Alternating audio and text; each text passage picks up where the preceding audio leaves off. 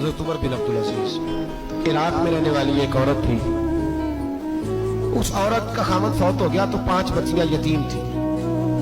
वो इराक से चली और जनाब उमर बिन अब्दुल अजीज के पास आई कि आप मेरी बच्चियों का वजीफा लगा दें।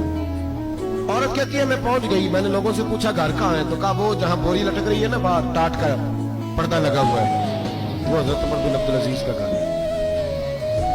कहती है मैं दरवाजे पर दस्तक दी, एक औरत ने दरवाजा खोला तो मुझे बीपी जान के अंदर बुलाया।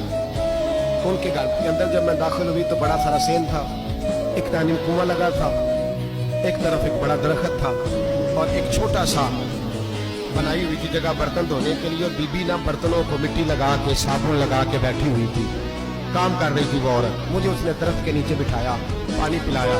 कैसे आई हो? मैंने कहा अमीरुल मोमिनीन से मिलना है। कहने लगी बैठो थोड़ी देर में आ जाती। कहती थोड़ी, मैंने समझा घर की कोई मुलाजमा है, मैं बैठ गई। थोड़ी देर गुजरी, फिर दस्तक हुई। उस बीबी ने उठ के दरवाजा खोला तो जब वो शख्स अंदर आए तो कहने लगी बड़ी देर से बर्तनों को साबुन लगा के बैठी हूँ, कहाँ रह गए थे? कहती है वो साहब कहने लगे बस जरा मसरूफ हो गया तो दौड़े गए, कुएं से पानी निकाला, बीबी को दिया, उसने बर्तन धोए। कहती है फिर थोड़ा सा सिरका और एक रात की रोटी वो लाई, उस शख्स ने खाई। मैंने कहा कि ये दोनों घर के मुलाजम है, मियां बीवी काम करते हैं। जब वो खाना खा चुके तो वो औरत मेरे पास आई, कहने लगी उठ के मिल लो अमीरुल मोमिनीन से। मैंने कहा कौन अमीरुल मोमिनीन? तो कहने लगी कब से तो आए हैं, ये जिसने कुएं से पानी निकाला यही मुसलमानों का अमीर है, और ये जिसने दरख्त के नीचे बैठ के सिरके से रोटी खाई है यही है, ये फरिश्तों की दास्तान नहीं।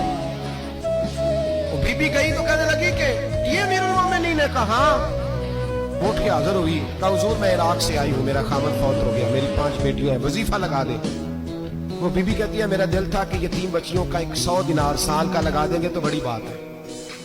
कहती है जब मैं उनके पास गई तो हजरत उमर बिन अब्दुल अजीज को बताया तो वो रोने लग गए और मुझसे माफियां मांगने लगे।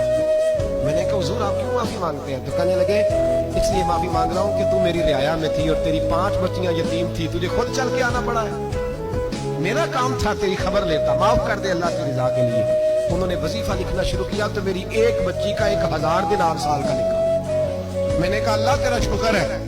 फिर दूसरी बच्ची का 1000 लिखा तो मैंने कहा अल्लाह तेरा शुक्र है। तीसरी का 1000, चौथी मैंने कहा शुक्र है। जब चौथी का लिखा तो मैंने कहा अल्लाह आपका इकबाल बुलंद करे, अल्लाह आपको हमेशा इसी तरह फलता फूलता रखे।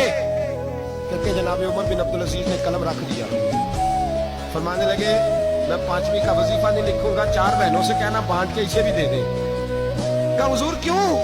आप फरमाने लगे जब तक तो अल्लाह का शुक्र अदा कर रही थी मैं भी रब से जुड़ा हुआ था और अल्लाह से डर के लिख रहा था। अब तूने मेरी तारीफ की है, अब मेरी साथ आ गई है। अब मैं अगर ये वजीफा लिखूंगा तो इससे अल्लाह राजी नहीं होगा, इससे मेरे नफ्स में रिया पैदा होगा। अब मैं 5वीं का नहीं लिखूंगा, जा और जाके इराक के गवर्नर को दे। बीबी कहती है मैं घोड़े पे बैठी और मैं चंद दिनों के बाद इराक पहुंची। जब सवेरे आके मैंने बालिए इराक को रुका दिया तो वो चीख मार के रोया। मैंने कहा क्या हुआ? तो कहने लगा बीबी आज रात को हजरत उमर बिन अब्दुल अजीज का इंतकाल हो गया, फौत हो तो इंतकाल कर। कहती मैं भी तड़प के रोई। मैंने कहा मेरी यतीम बच्चियों का क्या बनेगा? तो वो गवर्नर कहने लगा तेरे वजीफे जारी रहेंगे, तुझे मिलते रहेंगे। तो कहने लगी कैसे? कहने लगा मैं अगर तो गवर्नर रहा तो तेरा वजीफा जारी रहेगा और अगर गवर्नरी से उतर भी गया तो मैं जाती तौर पे मालदार हूँ, फिर भी तेरी बच्चियों के माहाना पैसे पहुंचते रहेंगे। मैंने कहा तू क्यों देगा? कहती वो रो पड़ा। कहने लगा अगर अमीर हजरत उमर बिन अब्दुल अजीज जैसे हो तो फिर अल्लाह गवर्नरों के दिलों में भी रहम डाल दिया करता है।